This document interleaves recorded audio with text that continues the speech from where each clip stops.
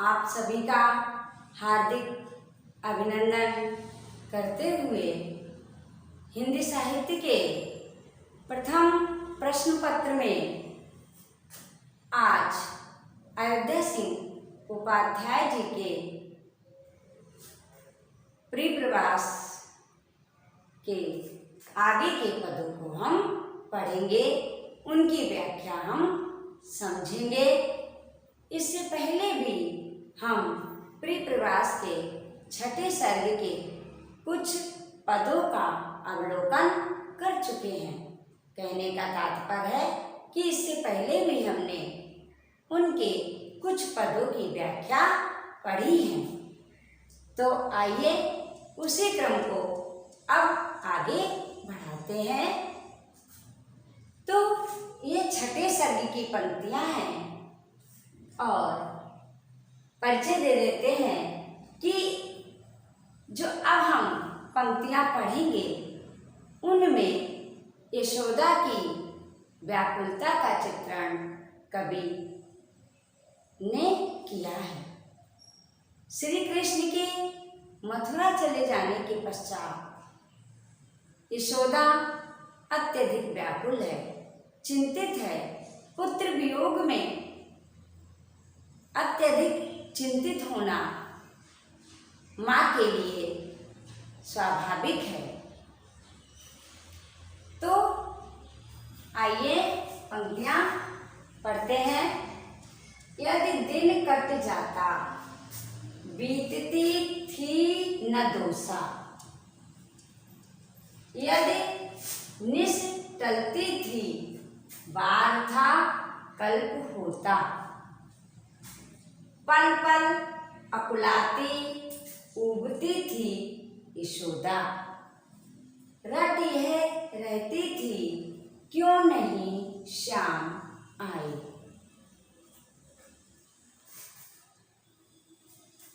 अब संदर्भ और प्रसंग इन पंक्तियों का संदर्भ है। यह पंक्तियां अयोध्या सिंह उपाध्याय हरिओत जी द्वारा रचित प्रिप्रवास महाकाव्य के छठे सर्ग से ली गई हैं। इन पंक्तियों में कवि ने माँ यशोदा की दशा का चित्रण किया है। श्री कृष्ण मथुरा गमन कर जाते हैं, यशोदा व्याकुल होती है और एक एक पल उनका कैसे व्यतीत होता है इसकी मार्मिक व्यंजना कवि ने की।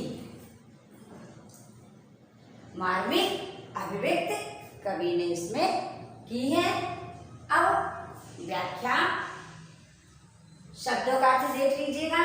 कट जाना, हम आप कहते हैं ना कि हाँ दिन कट रहे हैं, तो कटना का मतलब क्या हुआ? व्यतीत होना।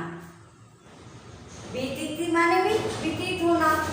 दोषा का अर्थ है रात्रि, निशी का अर्थ भी रात्रि है। अकुलाती माने सभी आप जानते हो, परेशान होना, व्याकुल होना। उबती माने चिंतित होती थी। यहाँ उबती का अर्थ उबना नहीं है, यहाँ अर्थ कवि ने लिया है चिंतित होना। रट माने एक ही बात को दोहराते रहना। एक ही बात थी क्यों नहीं श्याम आए। अब व्याख्या कैसे लिखेंगे? कवि अयोध्या सिंह उपाध्याय हरिओत जी कहते हैं कि श्री कृष्ण के मथुरा गमन करने के पश्चात यशोदा अत्यधिक व्याकुल होती है।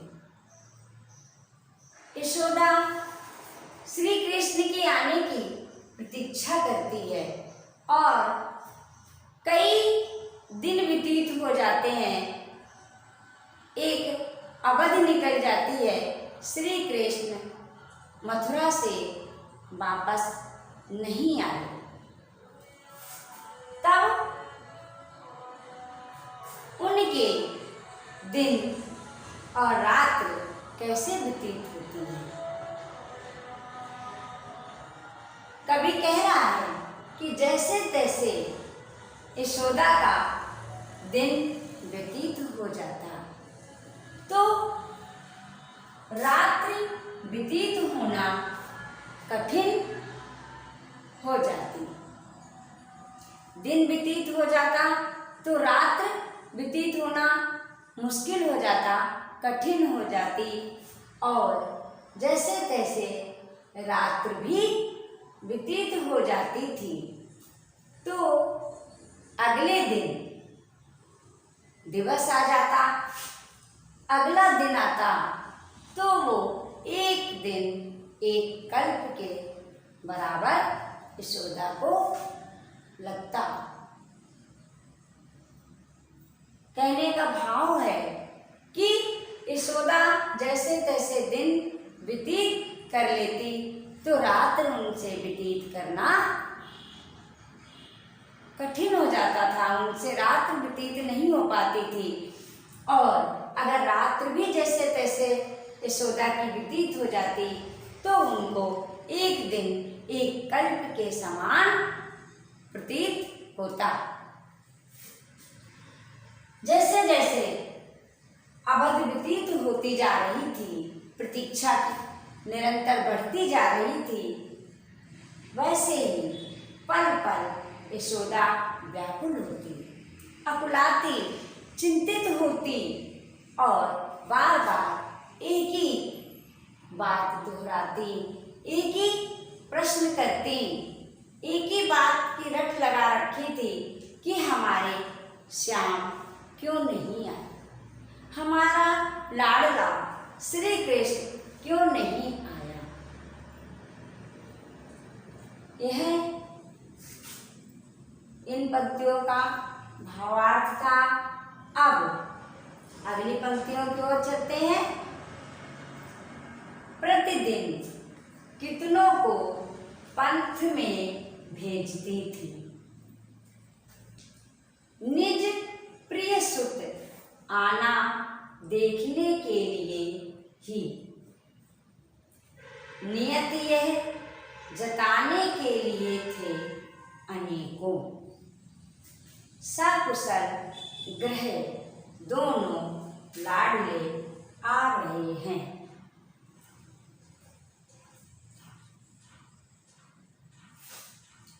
संदर्भ प्रसंग। यह पंक्तियां अयोध्या सिंह उपाध्याय हरिओं जी द्वारा रचित प्रिय प्रवास महाकाव्य के छठे सर्ग से अवतरित हैं और इन पंक्तियों में कवि ने यशोदा की व्याकुलता का चित्रण किया है।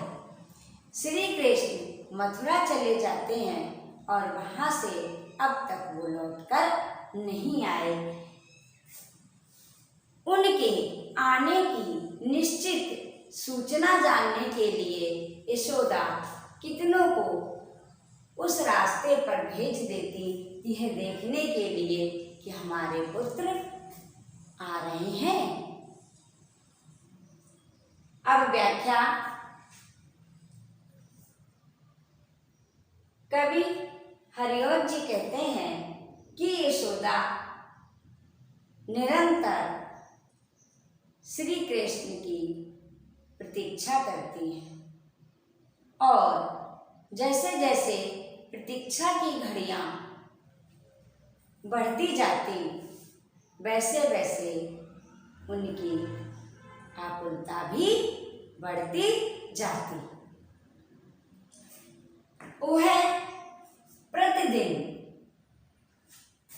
कई लोगों को उस रास्ते में भेज देती, उस रास्ते को देखने के लिए भेज देती जिस रास्ते से श्री कृष्ण और बलराम आएंगे। ये देखने के लिए भेजती कि हमारे अपने प्यारे पुत्र मथुरा से वापस आ रहे हैं, घर को आ रहे हैं, ये जानने के लिए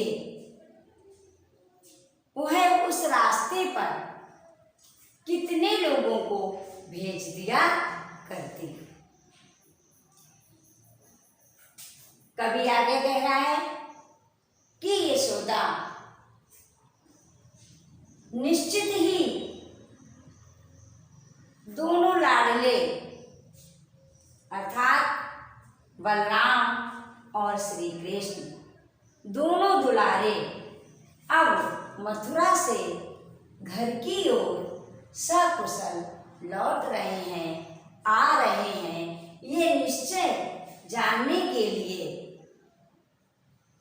कहते नहीं कि पक्की सूचना है क्या, तो उनको इसलिए रास्ते में भेजती कि उनसे आकर कोई निश्चित ही संदेशा मुझे दे कि श्री कृष्ण और बलराम दोनों मथुरा से वापस सकुशल आ रहे हैं। यह सीधा सा इसका अर्थ है और आप सभी को बताना चाहेंगे कि जब ये दो पद आए तो परीक्षा में दोनों का प्रसंग हमें एक साथ लिखना होता है। कहने का तात्पर्य है कि परीक्षा में अगर दो पद एक साथ आते हैं तो उनका संदर्भ एक ही होता है और प्रसंग हम पंक्तियों के आधार पर लिखते हैं और उसके पश्चात व्याख्या करते हैं। व्याख्या पहले पद की आपने कर दी तो दूसरे पद की व्याख्या करते वक्त हम पैराग्राफ बदल देते हैं। बस इतना ही करना होता है। इन दोनों का अलग अलग संदर्भ और प्रसंग हम परीक्षा में नहीं लिखते हैं, क्योंकि ये पंक्तियां एक साथ पूछी गई हैं तो हमें एक साथ ही संदर्भ और प्रसंग लिखना है और भावों का अर्थ हमें करना है। तो ये हुआ व्याख्या का तरीका, परीक्षा में हम कैसे लिखते हैं। अब आते हैं कि व्याख्या के पश्चात हमें विशेष लिखना होता है और जितना अच्छा हम विशेष लिख लेते हैं, जितनी अच्छी हम व्याख्या कर लेते हैं और उतने ही अच्छे हमें अंक प्राप्त होते हैं। तो अच्छे अंकों के लिए हमें व्याख्या को अच्छे से लिखना होता है और उसके साथ व्याख्या के नीचे हमें विशेष लिखकर उस व्याख्या की क्या क्या विशेषताएं हैं वो लिखना होता है, यानी इस व्याख्या में क्या विशेष है हम वो लिखते हैं। तो आज की ये जो अपनी ये पंक्तियां हैं, इन पंक्तियों में क्या विशेष है देखिएगा। विशेष में अलंकार आदि, ठीक है।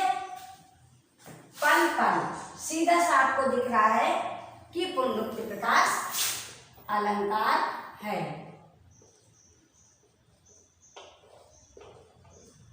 कौन सा अलंकार हुआ? पुनरुक्ति प्रकाश अलंकार, ठीक है। अब आप दूसरा अलंकार भी देख सकते हैं कि कई एक वर्ण की आवृत्ति बार बार होती है, तो आप देख लीजिएगा कि अनुप्रास अलंकार विद्यमान है। अब आते हैं कि इसमें हमें और क्या दिखलाई दे रहा है विशेष। इसमें कवि ने यशोदा की दशा का चित्रण किया है। पुत्र की विछोह में यशोदा कितनी व्याकुल है, तो हम लिख देंगे यशोदा की व्याकुलता का मार्मिक चित्रण कवि ने किया है। या यशोदा की दशा का चित्रण कवि ने किया है। यशोदा की व्याकुलता का मार्मिक चित्रण है। व्याकुलता का मार्मिक चित्रण कवि ने किया है।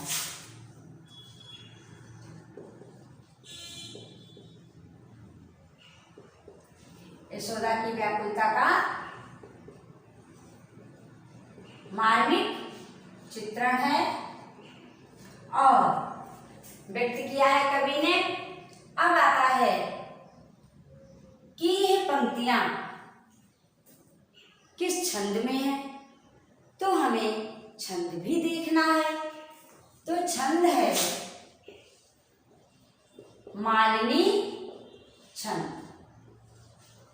मालिनी छंद में ये पंक्तियां वर्णित है। तो मालिनी छंद अब हम कैसे पहचानेंगे? तो मालिनी छंद की पहचान होती है कि इसमें 4 चरण होते हैं और प्रत्येक चरण में 15 वर्ण होते हैं। तो वर्ण जो 15 हैं, ये इसकी विशेष पहचान है। ये एक वर्णिक छंद है और वर्णिक छंद में हम वर्णों को गिनते हैं। तो वर्ण इसमें क्या है देख लो। मालिनी छंद में 15 प्रत्येक पंक्ति में 15 वर्ण होंगे। 1 2 3 4 5 6 7 8 9 10 11 12 13 14 15 आगे सीधा से निकल के। तो इन पंक्तियों में मालिनी छंद विद्यमान है और ये पंक्तियां मालिनी छंद में लिखी गई हैं।